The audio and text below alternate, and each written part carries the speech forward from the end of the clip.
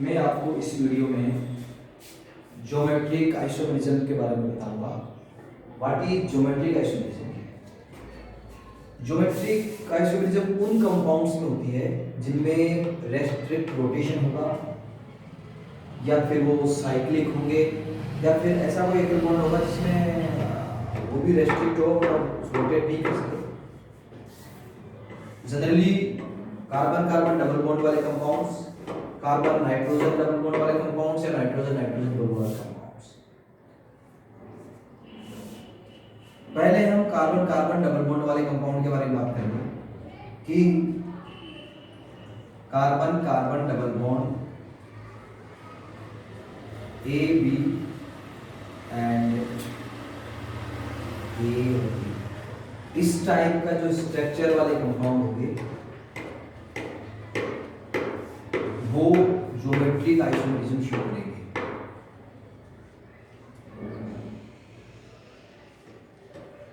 Geometric isomerism show करेंगे। Carbon carbon double bond A B, C double bond C,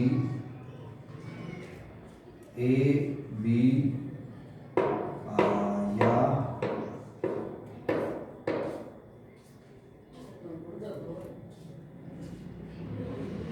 B और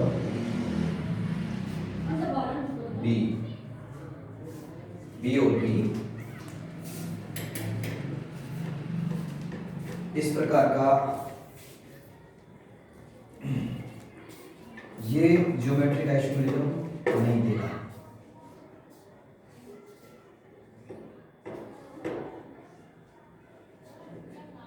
नहीं देगा। इसी प्रकार से ये भी ज्योमेट्रिक आइसोमेरिज्म नहीं देगा।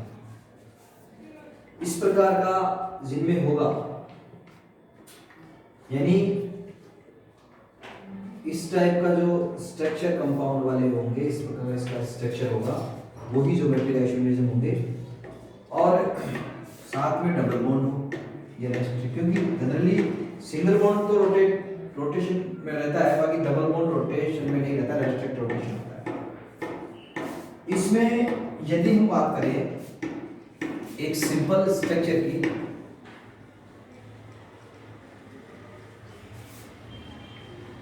जैसे 2 ब्यूटीन है,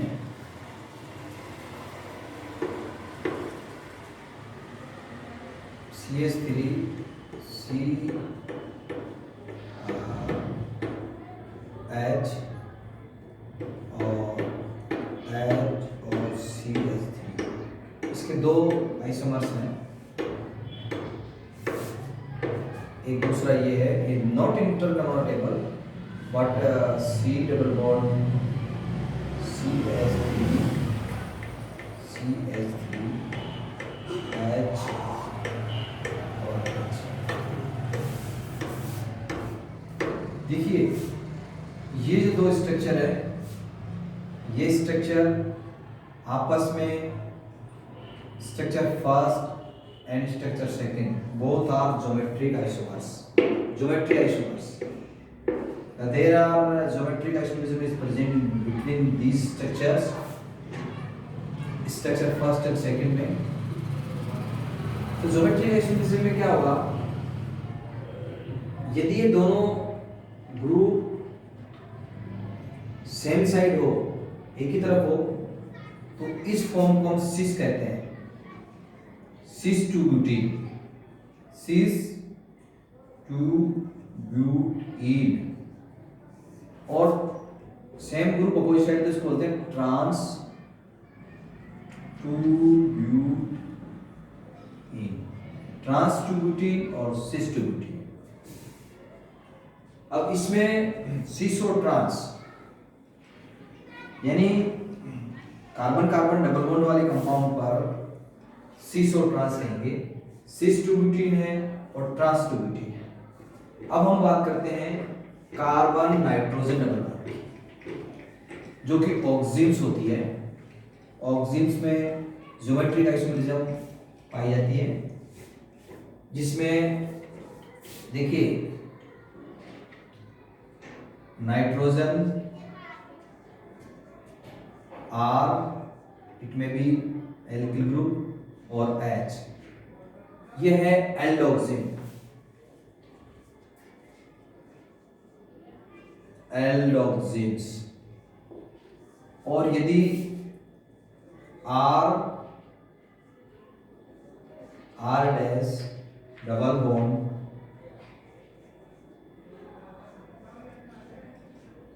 ये है कीटोक्सिन।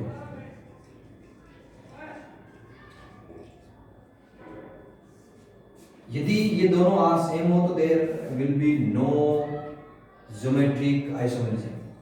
आर और आर डैश अलग अलग होनी चाहिए, मतलब दोनों एल्किल ग्रुप अलग अलग होंगे, तभी ज्यामिति समयता होगी, ज्योमेट्रिक आइसोमरिज्म होगी, ज्योमेट्रिक आइसोमर्स बनेंगे, अन्यथा नहीं बनेंगे।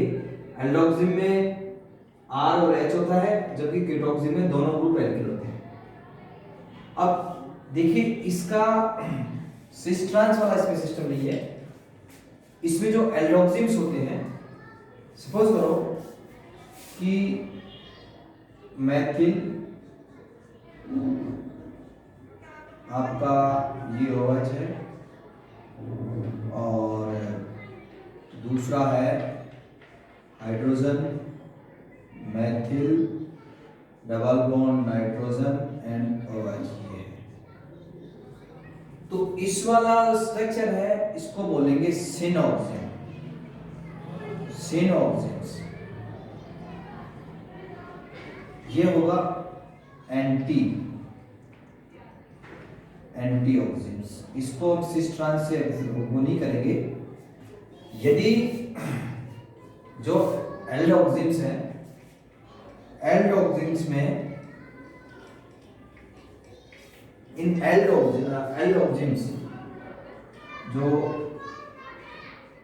एल्डोक्सिन्स में हाइड्रोजन एंड हाइड्रोक्सी H और OH सेम साइड होते हैं, देन उसको हम कहेंगे सिन, जैसा कि इसमें है। और H and OH opposite side में होंगे, अपोजिट, तो उसको बोलेंगे हम एंटीऑक्सिडेंट्स।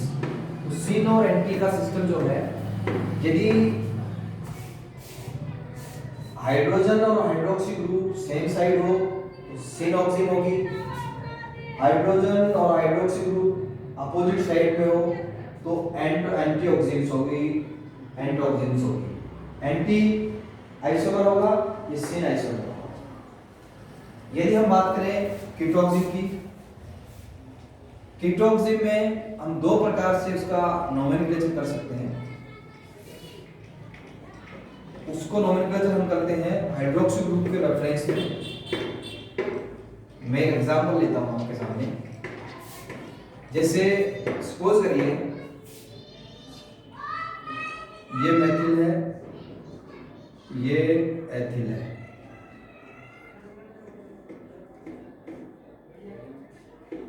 ये कीटोक्सिन है।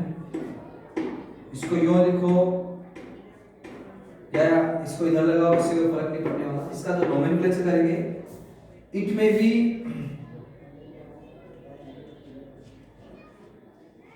सिन एथिल मैथिल एथिल मैथिल कीटोक्सिन,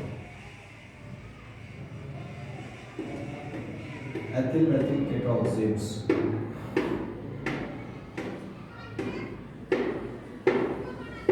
या तो जो लिख सकते हैं इसको सिन एथिल मैथिल कीटोक्सिन्स या एंटी मैथिल एथिल कीटोक्सिन। सिन और एंटी हम हाइड्रोक्सी ग्रुप के रेफरेंस में लिख रहे हैं इसमें कि देखिए ये जो एथिल है ये इसके सिन साइड में है, मींस सिन एथिल मैथिल कीटोक्सिन। और यदि एंटी से स्टार्ट करना चाहते हो तो इसके एंटी में मैथिल, तो एंटी मैथिल एथिल कीटोक्सिन्स, इस प्रकार से हम कीटोक्सिन्स का नोमेनक्लेचर करते हैं। अब बात आती है साइक्लिक रिंग्स। साइक्लिक रिंग्स जो है, जितने भी साइक्लिक कंपाउंड्स हैं, जैसे minimum carbon containing cyclic compound होती है आपके प्रोपेन, साइक्लोप्रोपेन। साइक्लोप्रोपेन जैसे ये है, फिर ब्यूटेन हो गई, फिर पेंटेन हो गई, फिर आपका हेक्सेन हो गई,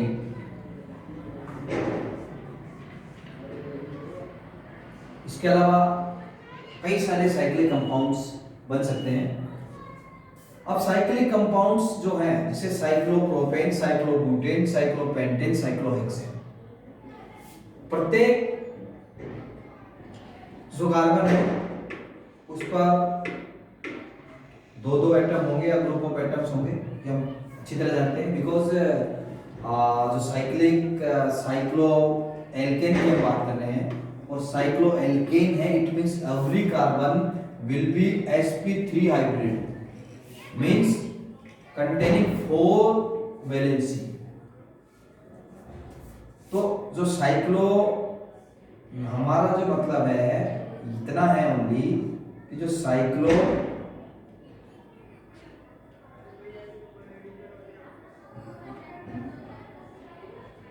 जैसे सपोज करें यहाँ हाइड्रोजन है, यहाँ आपका मेथिल है, यहाँ मेथिल है, यहाँ इसके दो फॉर्म हो सकते हैं। ये जो मेथिल यहाँ हो सकता है और ये जो मेथिल यहाँ हो सकता है। इट मीन्स ये जो फॉर्म है ये इसका सिस फॉर्म है, ये इसका ट्रांस फॉर्म है। यानी जितने भी साइक्लिक कंपाउंड्स हैं उसको हम सिस ट्रांस इस प्रकार से लिख सकते हैं। या हम साइक्लोहेक्सेन की हम बात करें, मान लो, या इसकी बात कर लेते हैं। जैसे मान लो इसमें मेथिल यहाँ है और इसी में ही मेथिल ऊपर है, ये ट्रांसफॉर्म हो गया, और इसका जो दूसरा स्ट्रक्चर बना है ये मेथिल नीचे, इसमें भी नीचे,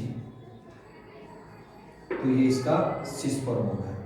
यानी जितने भी साइक्लिक कंपाउंड्स होंगे उसमें एल्किल, सेम एल्किल ग्रुप, एक साइड में सिस, अपोजिट साइड में ट्रांस, तो ये आपका सिस हो गया, ये आपका ट्रांस हो गया। जितने भी साइक्लिक रिंग्स हैं, साइक्लिक कंपाउंड्स हैं, वो यदि इस प्रकार के इसका फॉलो कर रहे हो, जैसे एक्स वाई और एक्स वाई और साइक्लिक हैं, तो ये these all containing compounds, compounds having these type of structures will be show geometric isomerism। तो हम ज्योमेट्रिक आइसोमेरिज्म को डिटेल से हमने पढ़ा है कि वही कंपाउंड ज्योमेट्रिक आइसोमेरिज्म देंगे जिनमें रेस्ट्रिक्ट रोटेशन होगा। रेस्ट्रिक्ट रोटेशन तभी हो सकता है या तो वो डबल बॉन्डेड कंपाउंड हो या साइक्लिक हो।